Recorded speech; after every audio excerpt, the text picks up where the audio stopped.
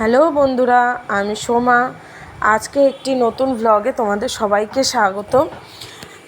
এটা আমার জুন মাসের 25 তারিখের ভিডিও। ভিডিওটা ছাড়তে অনেক লেট হয়ে গেল। তো যথারীতি তোমরা সবাই জানো যে আমি পার্লার হোম সার্ভিস দিয়ে বেড়াই, মানে সবার বাড়ি বাড়ি গিয়ে পার্লার সার্ভিস করি। তো সেই কারণে সেদিনকে আমার একটি স্মুথনিং ছিল, যেটি ছিল হুমায়পুর পাটুলি শিবতলা। তোমরা কম বেশি জায়গাটা সবাই চেনো, চৌমাথার বাদুর রোডের ওদিকে। তো এ হচ্ছে আমার বোন, তোমরা ওকে কম বেশি অনেকেই চেনো। তো আমি আর ও দুজনে মিলে গেলাম আমাদের ক্লায়েন্টের বাড়ি। দিদি আমাকে অনেক দিন ধরেই চেনে, দিদির বোন এর আগে অনেক জায়গা থেকে স্মুথনিং করেছে, তো ফার্স্ট টাইম আমার কাছ থেকে করছে। এটা হলো দিদির বোনের হেয়ার। তোমরা দেখে বুঝতেই পারছো ফটোতে যে এতটা পরিমাণে রাফ হেয়ার, প্রচণ্ড পরিমাণে রাফ হেয়ার ছিল ওর। এই হেয়ারে কাজ করতে যে আমার কতটা কষ্ট হয়েছে একমাত্র আমিই জানি। যথারীতি কাজ আমাকে করতে হবে। আর একটা জিনিস অনেকেরই কোয়ারিজ থাকে যে আমি কিভাবে হেয়ার ওয়াশ করাই, কী বৃত্তান্ত, মানে যাই হোক।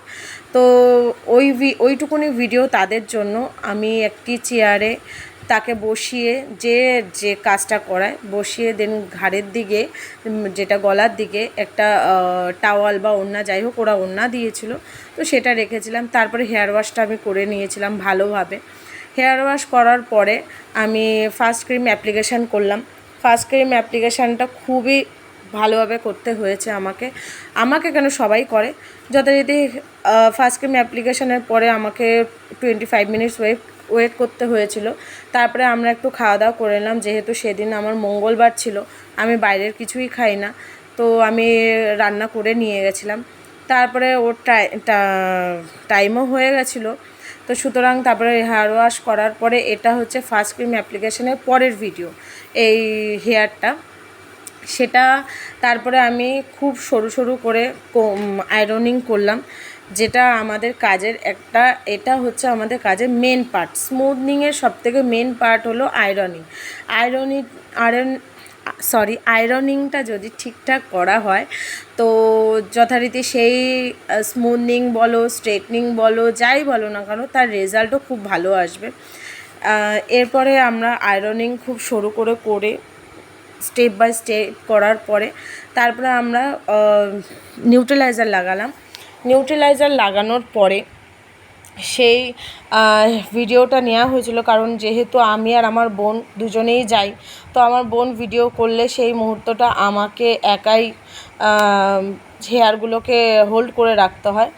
তো আমি এইদিকে হেয়ারটাকে হোল্ড করে ওরকমভাবে রেখে দেন আমি তারপরে নিউট্রালাইজার লাগিয়েছি। নিউট্রালাইজার লাগানোর পরে তারপরে আবার 15 মিনিট ওয়েট করার পরে দেন ওয়াশ করানো হলো। ওয়াশ করিয়ে তারপরে রেজাল্টটা তোমরা নিজেরাই চোখে দেখো যে কতটা তার ইমপ্রুভ হয়েছে হেয়ারে। কারণ আর তারপরে তোমরা দেখতেই পারবে, এই যে দেখো চিরুনিটা আমার বেঁধে যাচ্ছে, মানে আটকে যাচ্ছে, মানে ওর হেয়ারটা যে কী পরিমাণে রাফ ছিল তোমাদের আমি কী করে বোঝাবো। যাই হোক, তাও কষ্ট করে কাজ করেছি। কাজ যেহেতু আমাদের করতেই হবে, ওটা তো আর আমরা করতে পারবো না।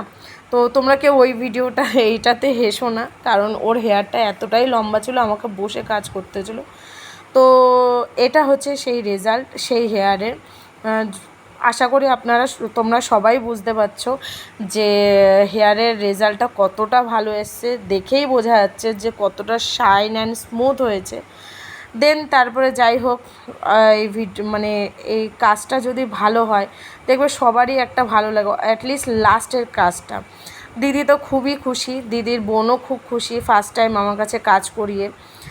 তারপরে আমরা যেহেতু আমরা পুরো কাজটা করার পরে দেন আমরা বাড়ি আসলাম। ভীষণ টায়ার্ড ছিলাম, মানে সেই মুহূর্তটা আমাদের মুখ থেকে আর কোনো কথা বেরোচ্ছিলো না। যথারীতি তাড়াতাড়ি করে খুব তাড়াতাড়ি বাড়ি এসেছিলাম। বাড়ি এসে কারোর আর কিচ্ছু ভালো লাগছিলো না। আর সেদিন একটু গরমও পড়েছিল, দেখো আমরা দুজনে কি পরিমাণ ঘামছি। যাই হোক, ভিডিওটা এইটুকুনি। ফার্স্ট টাইম ভিডিও করলাম, তোমাদের কেমন লাগলো, কি বৃত্তান্ত আমাকে একটু জানিও। আর হেয়ারটা কেমন হয়েছে তোমরা আমাকে জানিও। পাশে থেকো। ভিডিও ভালো লাগলে একটা লাইক কমেন্ট অবশ্য করে দিও। আর লাইক কমেন্ট শেয়ার অবশ্যই করে দিও, পাশে থেকো। তো আজকের ভিডিও এইটুকুনি। Tata, good night.